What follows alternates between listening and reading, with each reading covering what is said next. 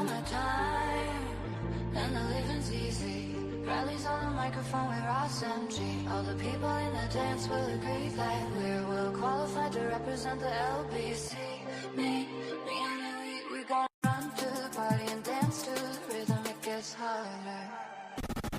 Summertime. Good evening. This is the Dominance Academy. I am Mr. Justin.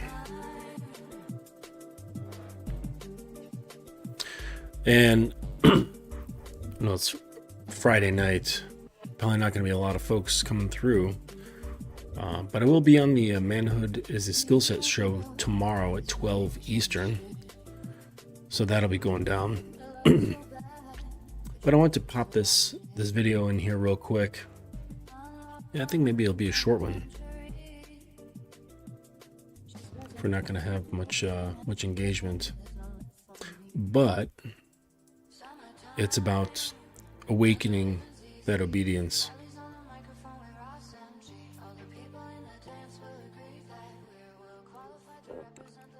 Awakening that obedience. Because guys, they'll often have, various ideas, questions like, how do I get her to do X, Y, Z? How do I get her to be like X, Y, Z? And I get it. I was once in that same kind of headspace of just wondering, like, what do I do? How do I do it? What's the next steps? What's the procedure? And I didn't really think that it had much to do with me. Internally, I thought that it had something to do with some sort of skill set or some kind of learned ability. That's what I thought. I really did. I thought it had something to do with that shit. Yeah, there we go. Light was too bright in my eyes. No, that's probably a little too dark though. So just turn it a little. Yeah, so I was in that same boat for a while and tried out all kinds of different stuff, as I'm sure many guys are, looking on YouTube for answers, and they're looking for ways they can bring about some sort of favorable outcome. Looking about how to be charismatic, because girls like charismatic guys. They'll do like the easy things, try to work on their fitness and work on their finances and stuff like that. They'll learn, how to be witty, right? How to, even like as far as like, how to do dirty talk and things like that. How to tell jokes or whatever. And it's only to get to this place of the girl just really liking him. And of course that is a problem in and of itself, because if you're concerned about, a girl liking you, then you're starting off on the wrong foot. Because it's a faulty desire. It's a faulty desire to have a girl wanting to like you. I really don't want a girl to like me. I mean, if she does, fine. That's her thing. You know what I mean? But it's not an outcome that I'm trying to promote or create. Yeah, what the outcome I'm trying to promote and create is a fullness of my expression. That's really what it is. Like, I don't want to have to edit the things that I think and the things that I say and the things that I do. I want to be able to show up authentically, with the actions and words that one does while interacting with a woman, without any filters. I want to just express myself in my fullness, and that's the only thing that I'm after. And so I'm not really trying to get her to like me. Sometimes she will, and sometimes she won't. And that's really the reality behind it. And if you try to control that, usually it creates the opposite of what you're trying to create. in your efforts to get a girl to like you, she usually ends up not liking you. Ask any nice guy. Ask any dude who's been obsessed with a girl, you know, who's done so much to try to get her attention, win her affection, and it just doesn't work. It doesn't work. You cannot put, and it's funny because, a lot of times, like, the girls, when they really like a guy, a lot of times it's a guy who doesn't put in much effort at all. And then this is where you hear the things of where, girls are saying, like, on social media or wherever, even in real life, they'll say, I really want a guy who can put in effort, because the guy that she fell for didn't put in any effort. And to a certain degree, that was enticing. That was a lure, because it was like, oh my gosh, he's not really paying attention to me. He's focused on other things, and he's giving his attention away to other things. And, I want him to pay attention to me, just like these other guys do, and there is a way to go about it where it's not, there's a way to go about it where you're not sacrificing in any one direction, because, you can lose your footing if you, share or give too much. And then you'll also lose footing if you don't give enough. And it's a weird balancing act. But the thing is that when you make your choices about, like, how you speak and how you act based around your own codes and your own principles, and your authentic expression, not your expression based around your unexamined issues, not expression based around your attachments, but something that's more pure, it works out very well. Because, and I say it in that way because there might be a guy who has very little self-awareness, but he's completely, completely infected with nice guy disease, and doesn't know it. And so his expression to him is authentic, but it's really not. It's going through the filters of wanting to appeal to the woman, and doing nice things for her. And that's just not, that's not really authentic. Not at all. Not at all.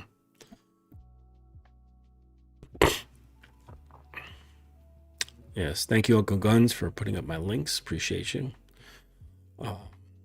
So yeah, let's talk about this. Let's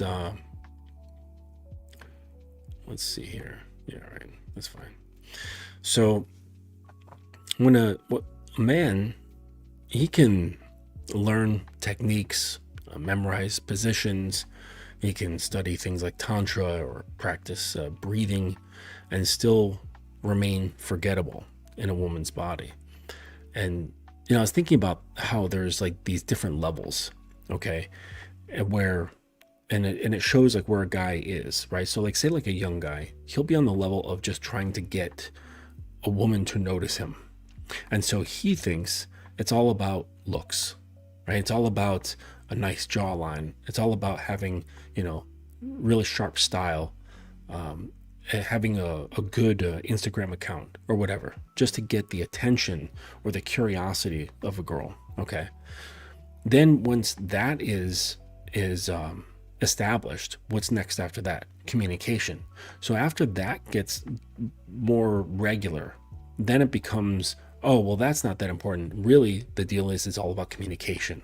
How you communicate with a girl, how to get in her head, how to affect her mind and her emotions and things like that. And then guys who are, like, kind of past that, and they'll say they're regularly talking to girls, but now they're having sex with girls. And then they're like, oh, okay, well, how do we, make this into the thing? And so now their awareness goes into the sex. They're not really concerned about their looks, because that's been dealt with, or their communication, they got that down. Now they're trying to figure out, like, how to be a good lover. Okay. And to be an unforgettable lover. And then the people who have done that enough, and they're like, okay, I'm moving beyond that level, Then it goes into more deeper, like psychological and emotional things, where it says like, well, because the girl could like have sex with this one guy and it's great and all, but then she'll just quickly hop over to some other dude, right? Forget about guy A, and now she's into guy B, and next can then maybe guy C, and so on. And they think it has something to do with her, that she's broken or something like that. And that's not entirely the case. Maybe sometimes it's the case, but what really is the deal is he hasn't gone far enough yet into understanding how to more deeply affect the mind and emotions, the spirit, deeper psychology, to the point where like all other guys vanish and all she can really think about is you.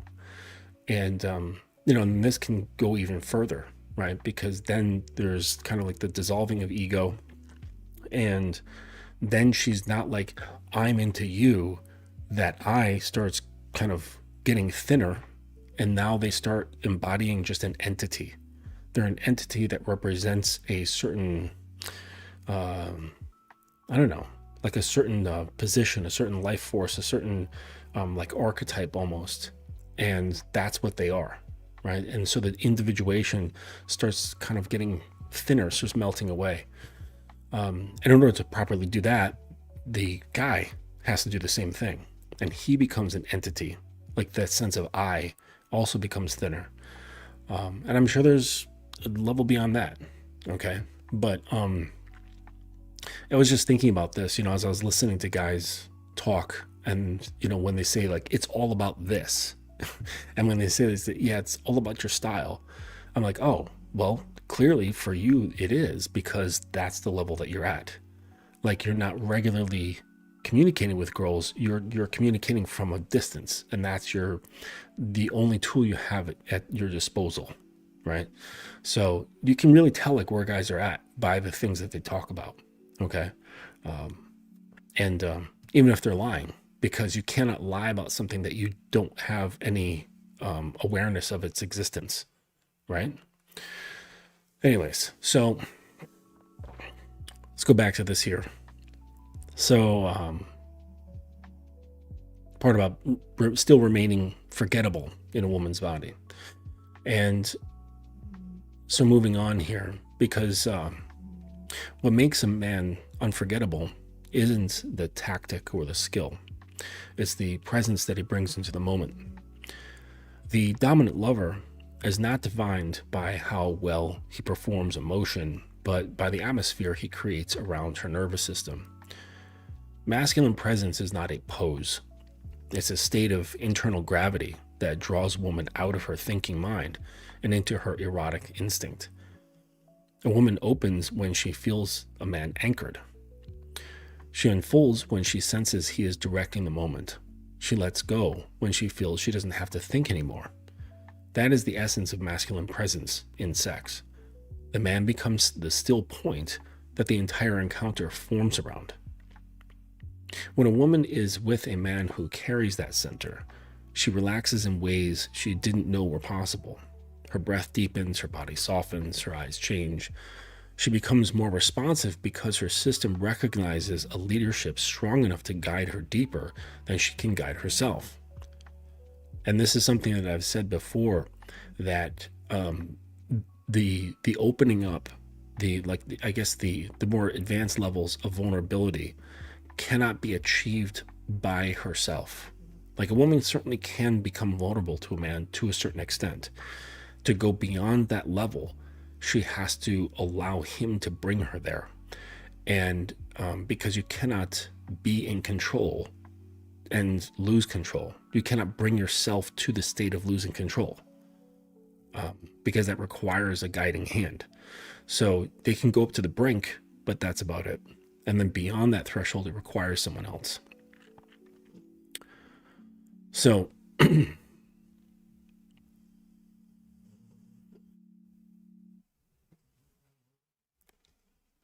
see here, I lost my place. So to lead a woman into deeper arousal, a man doesn't start with her body. He starts with her mind, not by talking her into desire, but by giving her brain permission to stop managing the moment. The dominant lover controls the tempo. He controls the emotional tone. He controls the transitions. She only has one job: to feel. And the deeper she feels, the more she obeys her own erotic nature. Arousal for a woman is not a linear climb. It's a spiral that needs containment. When a man rushes, she tightens. When he hesitates, she doubts. But when he is unhurried and intentional, she begins to descend. You don't drag her into deeper arousal. You guide her. And you don't beg her to open. You invite her with your certainty. Your voice, your hands, your eyes, your timing, these become cues her body instinctively references. And when you pull her hair, it's not to startle her. It's to direct her attention downward and into her own heat. When you tell her to look at you, this is not to dominate her vision. It's to anchor her awareness in the moment that you're creating. Every action is a doorway into a deeper version of herself. And this is really something to pay attention to, that when you are engaging with a woman sexually, think of it in those terms, that every action you do, including the things you say, is a doorway into a deeper version of herself. And if you keep this alive as like your main kind of like launching point, or your main reference point, then you can kind of more easily move away from pleasure. You can more easily move away from sex as just pleasure. I mean, sex is always going to be pleasurable. So there's really no need to focus on it. Like, it's always going to feel good to some degree, okay? But when you look at things as you're doing things for other reasons other than cosplaying or just trying to look cool or just doing without thinking or understanding, you're missing a lot. And so, if I grab a fistful of my girl's hair and kind of crane her face to me while something is happening, right? Like with, say, I've got a toy in my hand or just my bare hand, and there's something going on with that. There's, she's gonna, the natural thing is to kind of, to spread out, okay? Where her awareness will just spread out and become immersed in that situation, whatever that physical stimuli is. And that's perfectly fine. That's normal, natural, the way the mind works.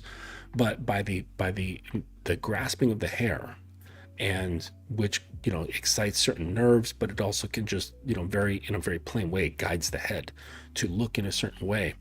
And then you say, look at me, and you lock eyes and you don't break the gaze at all, okay? And then you can give her further instruction, right? Maybe it's an instruction to say something, or it's just to bring her awareness to her breath, right? And you could just say, synchronize your breathing with mine. And you make your breath really slow and deliberate, okay? But all the while, her body, say with your other hand, is getting extremely aroused, becoming extremely stimulated. So you got this that then will cause friction, right? Because her body wants to rev up. And, usually when that happens, our breathing and our pulse increases. So by then you taking harness of her breathing, you're now kind of pushing things into a shape by your will, okay? Which will then undoubtedly drive her emotions deeper into that situation, rather than if you just had no hair pulling, no looking in the eyes, no direction whatsoever, and just focusing on giving her pleasure, okay? And that's perfectly fine, okay? Plenty of people play this way. I play this way. It's totally fine. But do you just understand that you have the opportunity, you have the options to turn this into something that has a more dense shape, a more defined shape that you can push her into, okay? Sort of like taking a wad of clay and pushing it into some kind of a mold or a tube or something like that. You're kind of making it into this shape, right? And then it has more definition. And then definition can create meaning. And I'm not saying it's going to be any sort of meaning that one could articulate, right? But it becomes more meaningful, I guess. And that's where the penetration, of your presence becomes really, really important. It becomes very effective at that point. And then it's not about what you're doing. Like, seriously, all you're doing, like in that example, and there's many examples, so don't think like you have to pull, if you want to do this, you don't have to pull her hair, you don't have to look her in the eyes. I mean, certainly eye contact helps a lot. It creates intensity, and a certain type of connection. But there's many things you can do, all right? So I don't think that's where you have to go to and stop. But it has a tremendous effect, versus if you just kind of like leave things to kind of flow however they go. All right. So let's get back into this. I'm sorry. So when you pull her hair, it's not, I'll just reiterate this last part. It's not to startle her. It's not, and it's to direct her attention downward into her own heat. Okay. Because that brings an awareness of like, oh, this is happening to me in this moment. Okay, by that like the shocking of the nerves of the scalp. When you tell her to look at you, it's not to dominate her vision. It's to anchor her awareness in the moment that you're creating. Every action is a doorway into a deeper version of herself. And even like if, slapping is something that is, consensual and regular in your situations, in your dynamic, like a facial slap can do the same thing as a hair pull. I kind of, as far as this example is concerned, I like the hair pull better because it's more sustained, versus like a slap. It does have that like awakening, here you are now sort of creation, but it's in and out, right? It's not a lasting sensation. I mean, there is like a sting afterwards, but it doesn't have that sustained nervous stimulation as, say, like a grip of hair at the scalp. So this is where many guys lose their footing. They confuse sexual assertiveness with sexual aggression. And assertiveness is deliberate. Aggression is desperate. Assertiveness is grounded. Aggression is reactive. Assertiveness is guided by awareness of her body and her cues. Aggression simply ignores them. A dominant lover does not push past her. He pulls her into himself. He doesn't overpower her boundaries. He expands what she is willing to feel within them. A woman responds to assertiveness because it makes her feel chosen, directed, and safe. Aggression, on the other hand, feels like a man is trying to prove something and take something, and women can smell that insecurity instantly. Assertiveness is the calm confidence that says, I know what I want, I know what I'm doing, and you're coming with me. That tone opens her. Aggression shuts her down. But there is a kind of aggression that works perfectly well, and but it's later on in this. If a man wants to become magnetic, addictive presence in a woman's erotic world, he needs to understand 3 erotic styles that women generally respond to. These are not categories she picks from. They're modes her nervous system cycles through depending on how well he leads her. So the first one is the sensual style. And this is the one that awakens her body slowly. This is the man who touches her with intention, not as stepping stone towards sex, but as its own experience. He kisses her in a way that makes her forget where the rest of the room is. He doesn't rush her. He builds pressure. He creates a slow burn that makes her crave being taken. Women respond to the sensual style because it lets their minds unwind and their bodies warm into desire without being jolted or rushed. The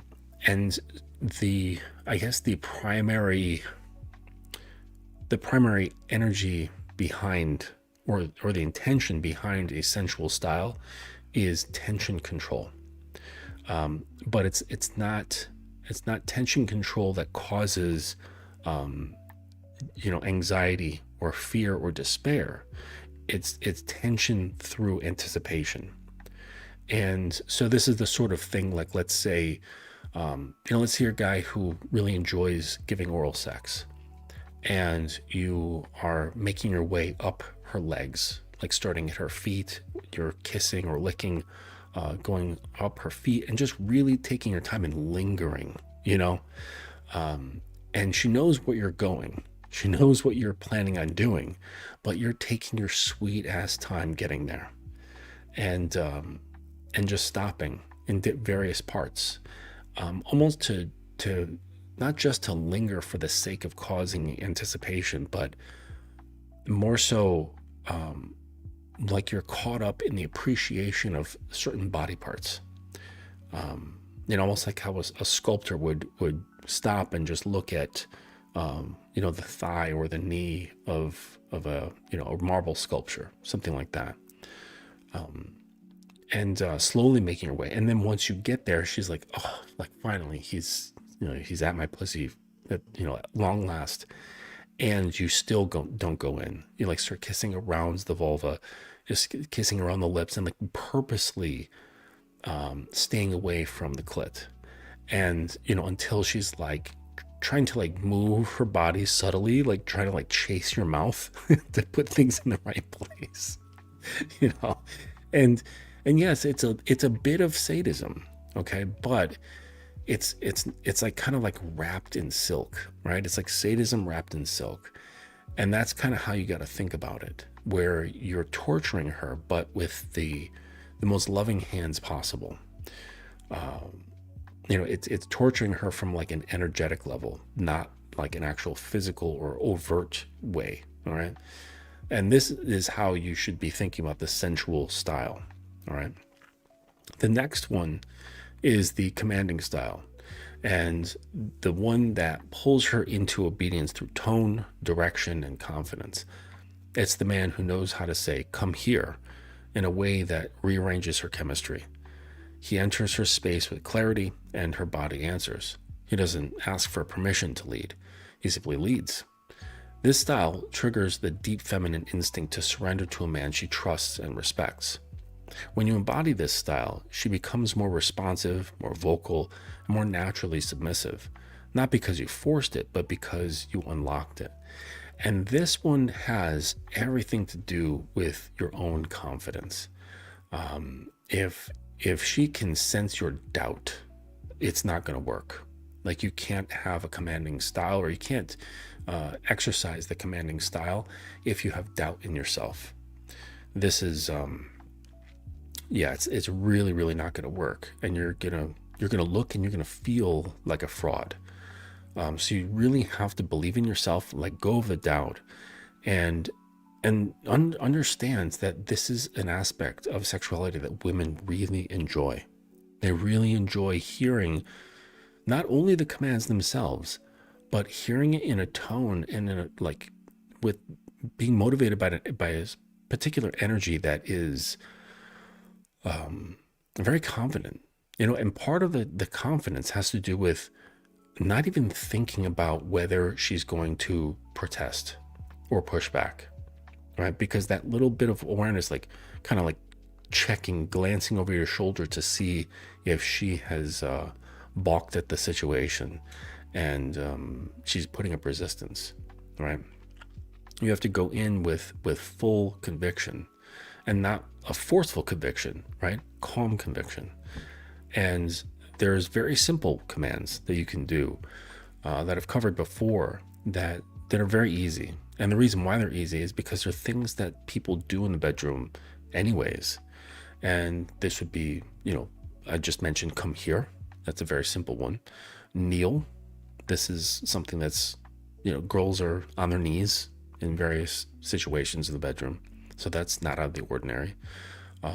Take off your clothes or get undressed. Or strip. That's pretty normal, right? People usually have sex naked. Bend over. That's another one. Doggy style is pretty damn common. And open, right? People usually open their mouths at some point, either to give oral sex or to kiss or to breathe or to moan or whatever. And you can just say open. And you can string them together. Take off your clothes. Come here. Kneel. Open. Now bend over. Right? Like that's whatever you want. Okay. You don't have to string them together, but I'm just saying, like, they're very, very easy, and they're not out of the ordinary when it comes to things that are done in the bedroom. So you're not telling her to, like, I don't know, grab like a cucumber from the refrigerator and start making herself gag. Like, that's not like typical bedroom stuff, even for today. So those are some very simple commands that you can give. I'm almost 100% certain that the girl will respond well to this, and especially if you do it with that calm conviction that you're unafraid of her possibly not liking it. That's not even in your awareness at all. Then that's really how it has to be, from a genuine perspective. Like, you are not, and you're not like resisting it, like, fuck what she has to say, like, because that's still awareness. I'm saying no awareness. You're doing it because this is what you want to do. And that is how the commanding style truly works. And it's really the only way it works to its fullest, is to completely give in to the spirit of that and trust yourself. All right. And the more you trust yourself, she will feel it and she will trust you. So that when you say, take off your clothes, crawl over here on your hands and knees and open your mouth, there's so much trust that she can feel in your tone and your comfort that she's like, yes, sir. And she does this. Or yes, daddy. And she does this. And if you want to increase the tension, okay, because this does have a certain type of tension, it also is a bit sadistic, but not as much as the sensual one. It's sadistic in a different kind of way, because of the positioning of your emotional state, because you're not in a state of consideration, right? And that's the type of tension that it creates. The sadism lies in that, where it's basically like, I'm not really considering so much of like, oh no, like, the floor's hard. Is she gonna, like, is that gonna hurt her knees? Nothing like that. Okay. And you're just primarily focused on, this is what I want. And there's a bit of like sadistic energy in that. All right. And that's okay.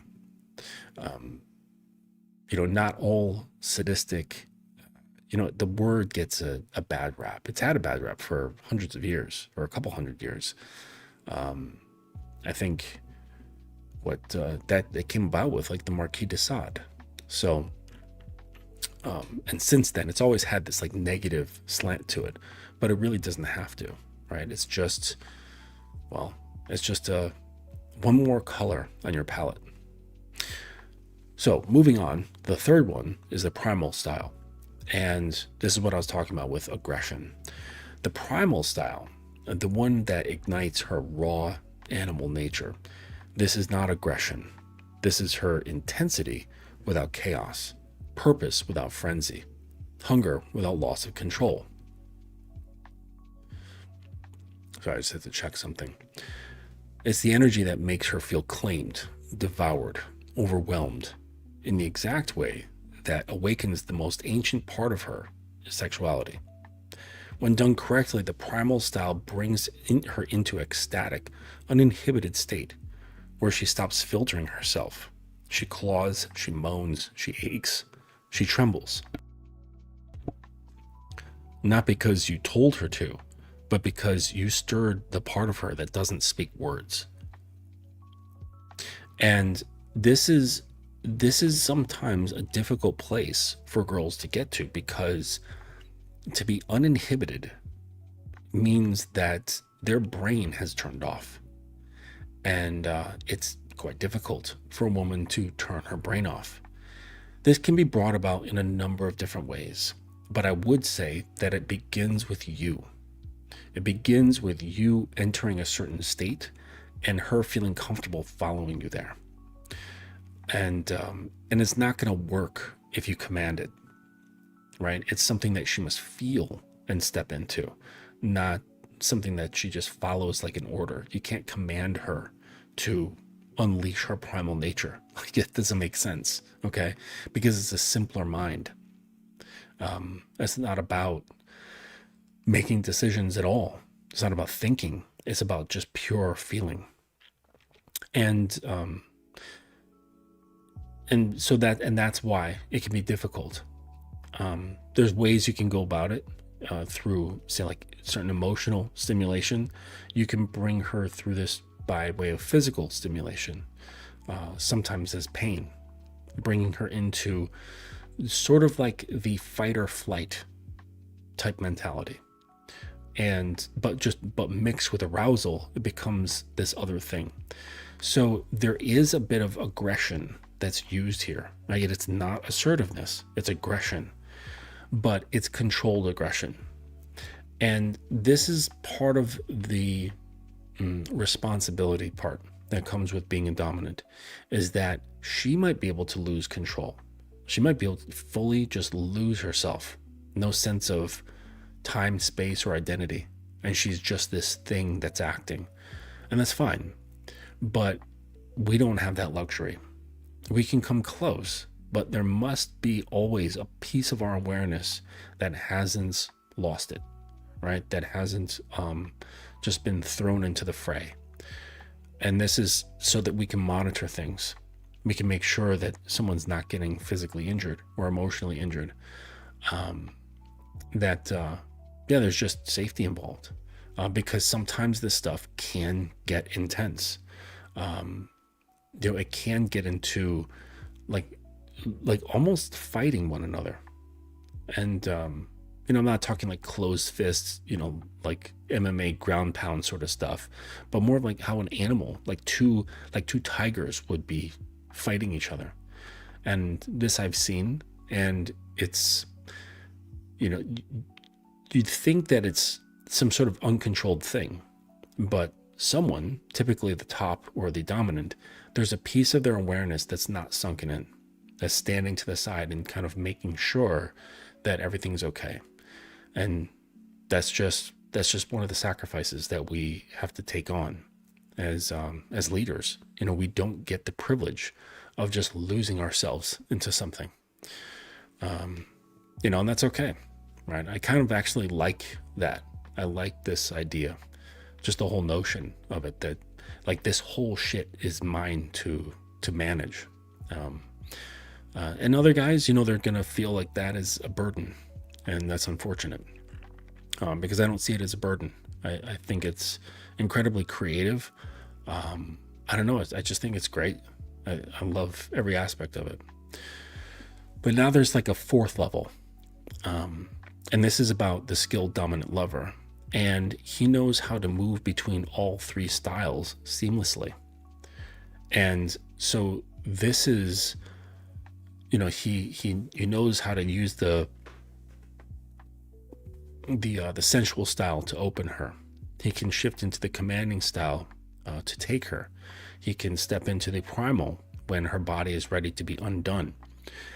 And he can kind of shift between them, right? So kind of get into like say a very like intense, like primal sort of thing where there's, say like scratches or growls, bites, slaps, and things like that.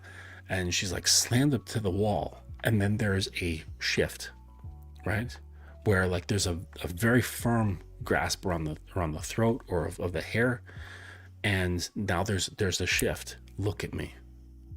And she's like snapped into this other reality where now she has this awareness of like her whole body, that awareness was lost into the whole, everything that was happening in that primal state. Okay. She was part of everything. And now you've snapped her back into her body as this separate awareness amongst what she was experiencing. And then you can start bringing in, other sensual things, right? And start like shifting through these these different types of energies, the sensual, the commanding, and the primal. And you can move them around as much as you want, but you can't be like all willy-nilly about it. Like, you kind of have to think about it in terms of like creative strategy, so like a painter, even Jackson Pollock, who's known for like throwing paint, like I've watched videos of him paint, and he was actually planning it, like not like with sketches beforehand, but he would like do a little something and he'd step back and kind of walk around, because his paintings were done on the floor, and he would just kind of look around and be like, thinking and feeling and listening to the, usually it's jazz that he was listening to, and then he kind of throw some more, grab a different color, think about it, throw some more. And so it looks haphazard, right? His creation, but he was thinking about it the entire time. He was feeling his way through it. And that's an awareness that you have to build, to both feel yourself, but then also feel where she's at, and understanding like where she's, where her tipping points are, and feeling out her emotional states, her psychological states, and her physical states, right? Because maybe, let's say you go very far with something that's primal, and her central nervous system is getting peaked out. Okay, you can't just keep going. All right, I mean, I suppose you could, but then you possibly throw her deep into subspace, and then she's just this non-responsive like zombie. I mean, she's like this bliss zombie, and that's perfectly fine, right? It happens. Okay, but if you want to like continue playing and engaging and having fun and doing different stuff, you don't need like a limp rag doll, you know what I'm saying, who's all like blissed out on some other plane. You need somebody who's conscious enough to have that interplay. So say in that sort of situation, you have to be aware that you don't peak out her central nervous system and then push beyond that level. You kind of have to just, again, always watching, paying attention. And this is how you're able to shift and make different creative choices. So I think if you consider like that first part that I was talking about with the opening her into like doorways that push her into like deeper versions of herself, or invite her into different versions of herself, along with this creative strategic type thinking, you can get a lot out of it. Okay, you can even go very linear. You can go like starting off with sensual and then move into commanding and then go into primal. You can absolutely do that, but you don't have to. Not at all. Really, because that's the great thing about creativity, is that there's no real set rules. I mean, unless you're dealing with like an old tradition like painting, like, and yes, there's fucking rules. So a skilled dominant lover, hang on a sec. So a skilled dominant lover knows how to move between all of these different styles seamlessly. Okay. And most guys, they remain stuck in one style and wonder why their lover never really blooms. And this is the thing, because women are dynamic, and that's just the way they are. Okay. So if you're just that sensual lover, cool, like that's great, but you're missing out on like a lot of her psychology that can be tapped into. If you're just someone who's just into like commands, right?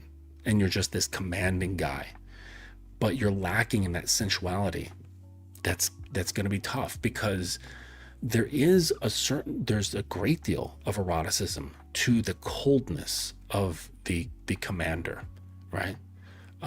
There absolutely is, but it's kind of stiff. There's rigidness to it.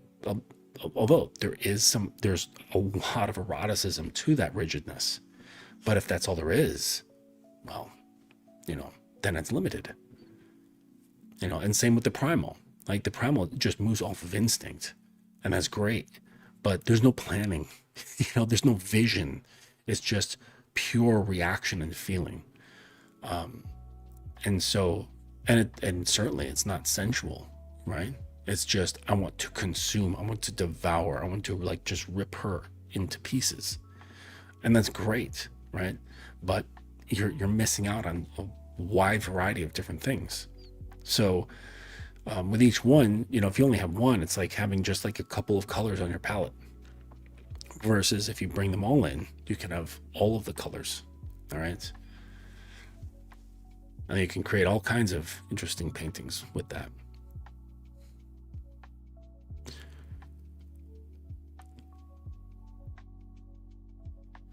So that said, basically women need range. They need polarity and different kinds of polarity. And that's the thing. The primal, the commander, the sensual, they all produce a certain type of polarity. And women enjoy all of them. I might go so far as to say that they need all of them. And that doesn't mean that you just give it away, okay? Remember, everything you give is earned, right? To the point, it can be to the point where she's just an open canvas, that's like free use sort of thing where she trusts you implicitly to express yourself however you like. And that's great, but that takes time to build. But until that point, everything is earned. You're not just like kind of giving all this stuff away for free. So they need polarity, they need depth. One-dimensional men create one-dimensional experiences. So just consider that. What separates an average lover from a dominant lover is simply awareness. You watch her breathing, her hips, her thighs, her eyes. You pay attention to how her body responds to your voice, your pace, your intensity. You don't adjust out of fear. You adjust out of mastery. Your job is to read her responses and steer her direction, not abandon the lead every time she shifts away from something, okay? So when you do this well, she never has to think about whether she's performing correctly. She simply reacts to you, and the moment becomes self-propelling. The deeper truth is this. A woman does not surrender to a man in bed because he's skilled. She surrenders because she feels his presence filling the space between every touch. She feels the intention behind each action. She feels the steadiness of his center and the command in his desire. She feels him leading her into parts of herself she cannot reach alone. And that's when sex becomes transformational for her. That's when she bonds. That's when she remembers him. To be a dominant lover is not to dominate her body. It's to dominate the moment, shape the energy, and orchestrate the space where her surrender becomes inevitable. A woman wants to be led, not pressured. She wants to be opened, not rushed. She wants the man to feel the man's hunger, not his insecurity. And when she feels the man who carries himself with this level of presence, certainty, and erotic leadership, she gives him the highest compliment a woman can give, which is her letting go. And when she lets go for a man like that, she never forgets him. And, if she keeps letting go, and keeps letting go and keeps letting go, she almost like becomes like a part of him, or he becomes part of her. And that's the thing about, these guys who are concerned with body counts and soul ties and microchimerism and shit like that, like stuff that actually doesn't exist. This exists. Like these are bonds that actually exist. These are things that I've experienced, that I am experiencing, and that I've taught my guys to experience, like with their wives, their girlfriends. This is real. Okay, these are real bonds. Like you want to talk about pair bonding, like how, all the red pillar guys and, Roll Tomasi saying this about pair bonding and all that stuff. This is real pair bonding. This is, if you want to bring up another one like the alpha widowed, like this is what creates the alpha widow, where she's like, oh my gosh, I don't even know who I am anymore because of my experience of this man. And the thing is that, once you, I guess maybe I'm only speaking for myself, but once you're able to kind of open those doorways, like, you go down, open a doorway, you go down further, you open a doorway, and further, deeper and deeper, doorway after doorway. And she's kind of like losing more and more of herself into you, into your containment, I just can't see, like, after a couple doorways being like, yeah, all right, I'm gonna go for another one, like a different girl over here. Okay. Because I know myself. Now, this is not a prescription for other guys. I just know myself. And I can say that I enjoy going deeper and deeper and deeper. Okay. I don't like to go wide. I'm really just not into that. I've had my time going wide, and it's not entirely satisfying. It really isn't. I like watching that transformation that that I was just describing. That transformation, where I'm leading her and I can see it happening in real time, where I'm bringing her to a place that she can't reach on her own.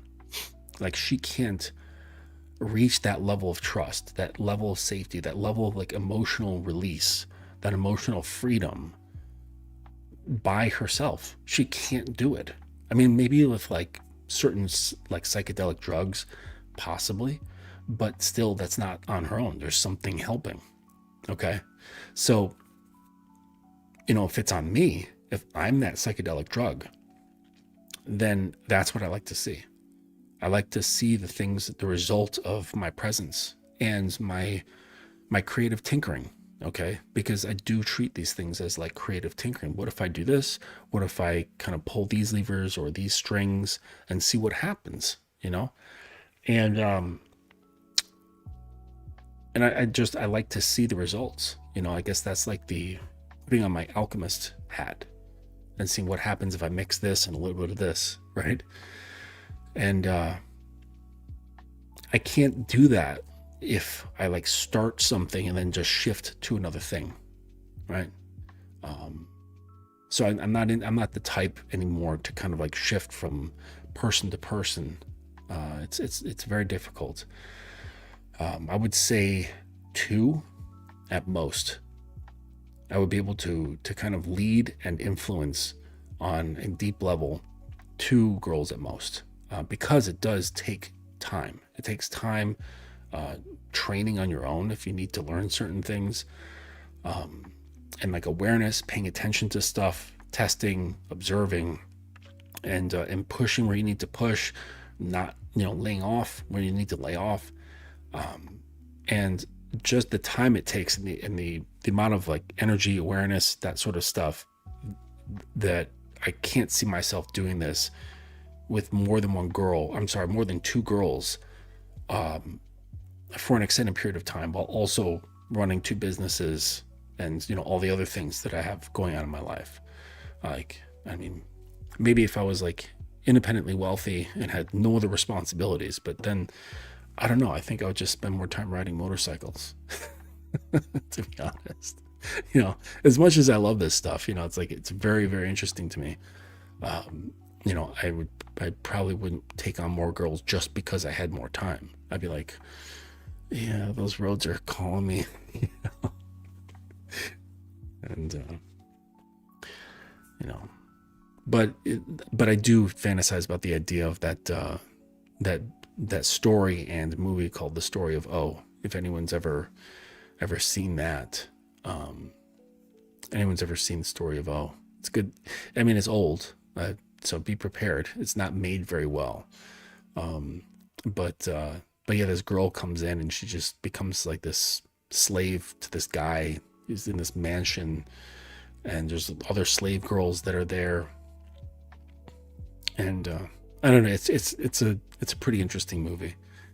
I would recommend it, but yeah, like, if I don't know, if I was independently wealthy, maybe I'd do that, but I think I'd still get bored. I'm like, dude, I'm like, but then again, like, I would have people that work for me, I have like other doms that are around to kind of like be the middle management. And then I'd say, okay, you guys are dealing with this shit. I'm going riding for the day, or the next few days, going camping or something along those lines. So, yes. All right. Yeah. Unfortunately, A sub is not feeling very well. So it's that time of year, when people get sick, flus and colds and infections and things like that. So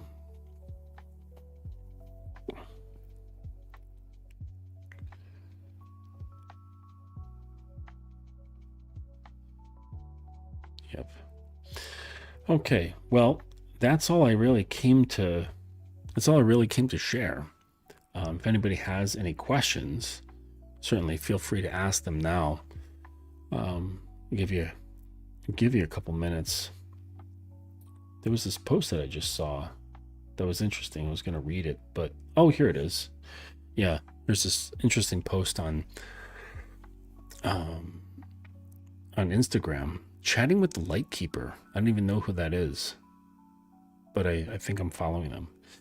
But and this is their advice, before calling yourself a dominant, here are 5 things I wish more people understood.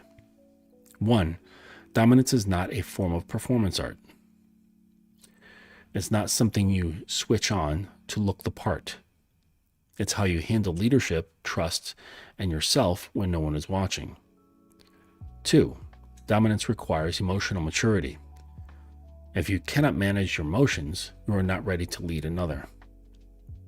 Dominance is not about suppressing your emotions, but striving to navigate them in healthy ways. 3, you are not owed anything because you call yourself dominant. A title without substance means nothing. Calling yourself dominant does not entitle you to access, attention, or authority. 4, you lead a submissive, but they remain their own person. Leadership does not mean erasure, because DS thrives when individuality is respected. 5, trust takes time to earn. It is not just handed out because one calls themselves dominant. Trust comes from showing up over and over, not showing off. And I would agree with that. I would agree with these things. And the only thing that I would say is the 4th one here. You lead a submissive, but they remain their own person. This, I would say, is true to a certain extent. But if you've developed the amount of trust involved for a submissive to move on from a submissive into a slave, then they really don't remain their own person anymore. And that requires a lot of courage, a lot of trust, and a lot of skill, like a lot of different types of skills, not just like physical skills that you can show, but like mental skills, communication skills, emotional skills, energetic skills. And it's not for the faint of heart at all. And it requires the dominant or the master in that case to really, really know what the fuck they're doing. Because for someone to kind of let go of their autonomy to that degree, it requires somebody who can hold that, right? So it's enticing, the idea of it. It's very, very enticing. It's a sexy thought, isn't it? But there's a lot of fucking responsibility with that. And if you fuck up, the blowback could be unrepairable, like psychologically unrepairable. So, and some of these things, and that's kind of like just what you have to take into consideration. And I'm not talking about the unrepairable type of damage, but there is potential for damage, right? Because in this lifestyle, you're not dealing with just like wooden plaques that have live, laugh, love written on them. You know what I mean? You're not dealing with like shopping together at the Container Store. You're dealing with like hardcore like psychological and emotional stuff. And so the opportunity for or the chance for there to be emotional injury, psychological injury, or physical injury are there. That's very real. And this is why we build such dialogues and narratives around safety, around emotional safety, physical safety. That's why there are all these acronyms, like SSC, RAC, PRIC, FRIES, like all of these things. They're all various acronyms that have to do with safety and consent and all that stuff. Because, like, think about it. Like, there's some people, like I saw one of these things, so I was like, holy shit, like I would never be able to do that. Where this guy was in a vinyl bed sheet, basically. Okay, but he was in the sheet, and there was a vacuum attachment to it, and so you hook it up to a vacuum, and then he gets like kind of sealed inside this, and there's just a little rubber hose sticking out. So the sheet has like this hose sticking out, and his mouth can kind of go on that, and then the dom or the master or the sadist or whatever, they flick on the vacuum, and it sucks out all the air in that vinyl bed sheet or pillow or like casing that he's in. And when it's suctioned, there is no movement. Like, I don't care how fucking strong you are not pulling out of that. There's no fucking way. You can't sit up, you can't move, you can't do anything except breathe out of this little fucking hose. Like if they just put their finger over the end of that, like, you're screwed. Tremendous amount of trust, and the possibility of injury is there. Okay, and this is just stuff that you have to be mindful of. And you might be thinking, well, geez, all I'm doing is spanking her with a little paddle. Like, I'm not I'm not stuffing her in a vinyl bed sheet and sucking out all the air. Yes, that is true. However, I have caused, without even knowing it, I've caused deep muscle tissue damage by using a paddle. And like you will fuck up. Just know this. Like, you will make mistakes. You will fuck up. You will make her cry, and not the good kind of tears. You will like crack trust. You will sow little seeds of doubt. You will physically harm her. You will emotionally harm her or psychologically harm her. And it's because we're not perfect. We do our best to educate ourselves and practice and become, confident leaders that are not ham-fisted and, overly passionate or filled with ego, so that we can lead cleanly. But we're not perfect. We're not robots. And in that, things may happen, and the chances for them to happen are there. And they will. I didn't think I was going to make that kind of mistake, but I did. And it caused for treatments that took months to repair, because it caused the muscle. It's like a deep tissue muscle in the buttock, and it caused like a freezing. Like, I don't know if you guys have heard of like the symptom called frozen shoulder, and the muscles deep in the tissue, they lock up, and like the person, like, they can't raise their arm above parallel to the ground. They can't just go up like this. It's just stuck. And so she was doing PT, right? She was doing PT. She was doing acupuncture, massage, all sorts of stuff. And it was taking, and then stuff that I was doing. And it took months for these muscles to finally release the tension that they got holding. And that was because I was using a paddle. And I typically don't use wooden paddles. And wood, because it's like thicker, it creates like a thudding sort of feeling. And I'm not really into that kind of impact play, but I was just testing it out. And that's the thing, like, you can the flexible impact toys, like whips, floggers, like anything that's like very flexible and flowy, you can really swing those. Okay. And yes, you can like sometimes even cut the skin, but it's still on the surface. It stings, right? But if you use something heavier, like maybe a thicker stick, or a wooden paddle, with the same kind of force or similar force, what it does is, by the nature of it, because it's not flexible, it sends shock waves deep into the tissue. And that's where damage occurs that you can't readily see on the surface. maybe like a little bit of bruising, but then like a couple days later, she's like, oh fuck, like I can't like bend my hip in a certain way. It's like absolutely frozen and painful. And so, that's where the physical therapy comes in, and all that stuff. And it's like, I didn't fucking know. I didn't realize, like, I just wasn't thinking about it. I wasn't realizing the physics that were happening there.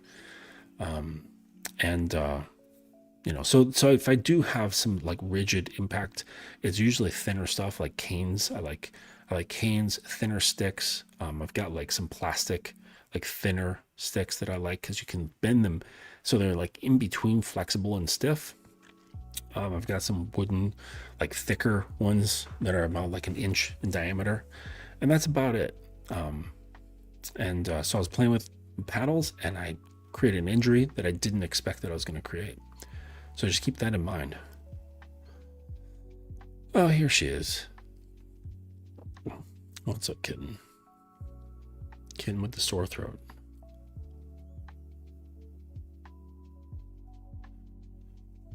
What's the most number of subs you've ever had? Why do you care? It's irrelevant. It's irrelevant. It means nothing to being a good man or a good dom. It doesn't matter, because you could have 25 and be a shitty fucking dom, where it's just this revolving door, and you could have 2 who stick by you for years and years, serving you every single day, feeling fulfilled every single day, right? So it's not about volume, it's about quality. And this is what we try to cultivate here, because then it's just the nature of it, the nature of power dynamics, because they're just so thick, with just all the things that go into it. You'll be missing out. Like, you can't get out of BDSM what you can get out of BDSM by skipping across the surface. Like, oh great, you tied up some girl and you spanked her, woohoo, and you did that 20 times, great, right? You're not doing it. You're missing out on so much, not only of the things you can like bring about as experiences, but your own development, right? Because in order to go deeper into these things, you have to be the one who can. And if you've got insecurities, if you've got fears, if you're holding on to anger or rage or pain or judgment or preconceptions or some sort of fucking weird ego thing, you're not going to be able to do it. It has to be the right shape to go into the passageway that leads to deeper things. And if your shape isn't the wrong shape, well, then it's not happening. It's just the way it goes. It kind of reminds me of that. I'm not a Christian, but I remember that phrase, something about like the eye of a needle. Rich man can't. What's the eye of a needle? Eye of the needle Bible verse. Mark 10:25. Truly I tell you, it's easier for a camel to go through the eye of a needle than for someone who is rich to enter the kingdom of God. So it's something along those lines. Like, in order to get into the kingdom, you have to have a particular shape, and that shape is, not being a rich man in that case, but to go into the deeper pathways of power exchange and BDSM, it requires of you to be a certain way, a certain shape, so to speak. And trying to force it or remain as you are without transforming is, you'll have an easier time pushing a camel through the eye of a needle. Yeah. Hey, Danny, you're welcome. Thank you. Appreciate you, man. Cool. All right. Well, I think that's about it, right? We picked that apart pretty good. I hope you learned stuff. Take it with you, put it in your back pocket, and just know that you're not going to progress if you just sit around and wait for the sure thing or just do a lot of mental masturbation when it comes to theory and ideas and cool shit that sounds nice, you're not going to get anywhere. Like, you have to literally go out and take action, get off of fucking dating apps and talk to girls in public. Like, that's what you have to do. You have to get out. You have to be social. Like, if you want to be able to express yourself, all right, it's not going to work. If you want to become a painter, you need a canvas, right? You can get all the paints, you can get all the brushes, you can watch all the instructional videos, you can read all the books, you can take the classes. But if you don't have a canvas sitting in front of you, what the fuck good are all those things? I mean, they're not completely useless because, you know, knowledge is great. You know, it's great to amass knowledge, but you're just basically sitting on it. It's going to get dusty if there's not a canvas present so that you can express these things. So in the same way that a woman cannot lead herself to this type of psychological, emotional, and physical liberation on her own, it requires the hand of another. You flip that. Then in order to express yourself, of bringing about that liberation, you need someone to liberate. You need someone to fill that position so that you can do the things that you do and have fun doing it. Like, that's what it is, you know? The yin and the yang, they have the counterparts. It's not just like one black part or one white part. It's both. Both is required. Okay. Oh, I know. I can already hear her thoughts. she's wishing she's sitting on my lap right now. Yes. In good time. In good time. Be patient. Okay, so that's it. Yeah, of course. Yes, you got to get your reps in. Like, you can't get fit. Well, you can't get fit if you don't go to the gym. There's other ways, but yes, just get out and engage yourself with women in like real time, in physical space, in the atmosphere. You know, you're not going to solve this by remaining in your home. You're not going to solve this online. And I know that's hard, especially for younger guys who they've grown up in the online space. Like, I get it. I have an advantage. I grew up before there was internet. And to me, the only way of meeting a girl was to actually go and meet her. That's the only option. You know, and I know it's hard. Like, yes, it's cold. It's the cold months. Okay. But like, get yourself involved in stuff and do, you know, like meetup.com. Is that a thing still?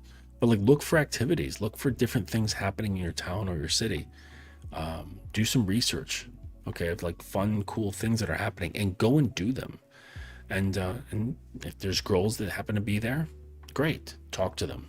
Don't just be like, oh man, I made it to this thing, and like, I'm just gonna like stare at her awkwardly for the next 2 hours. Like, you're wasting your time. You could be dead tomorrow. All right. Just do something. Do something about it. Okay. That's what's necessary. So, how do I do this? Anyways. Okay. Thank you guys for joining me here this evening. I appreciated you. And perhaps catch me tomorrow. It's not set in stone, but 12 o'clock noon Eastern Standard Time. I'm going to be with the Manhood is a Skill Set show. And Manhood Skill Set show, I'll be hanging with those guys. Talking about whatever, okay? Having a good time. Oh, no. Socially inept and grew up being sheltered, definitely need to get up in the reps.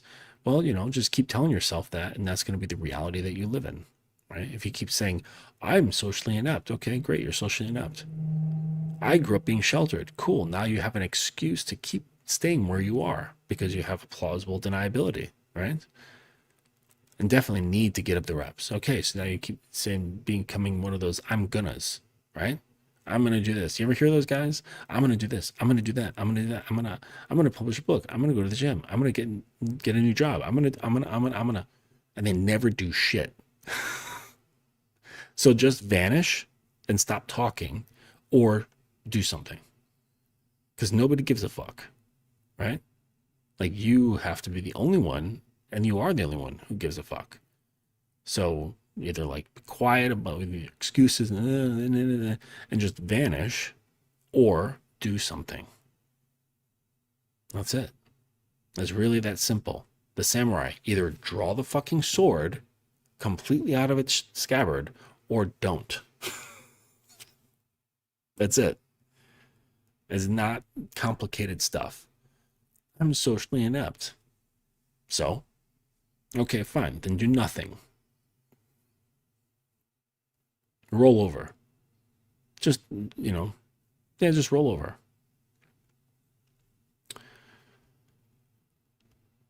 Or you can just draw the sword. That's what things come down to. So, like, first and only like major piece of advice that I remembered from my dad told me when I was a little kid. He said, Justin, life is a series of choices, and that's about it. And it is. That's all life is. It's a series of choices. So make your choices and don't sit there and wonder, is this the right one? Just make them. Deal with the consequences after. All right, guys, thank you so much for joining me here this evening. I'm going to make some tea and then pop into my buddy's space on X and be more of a consumer than an educator. But let's face it, I'm always educating. All right, until next time, thank you for joining me. Take it easy.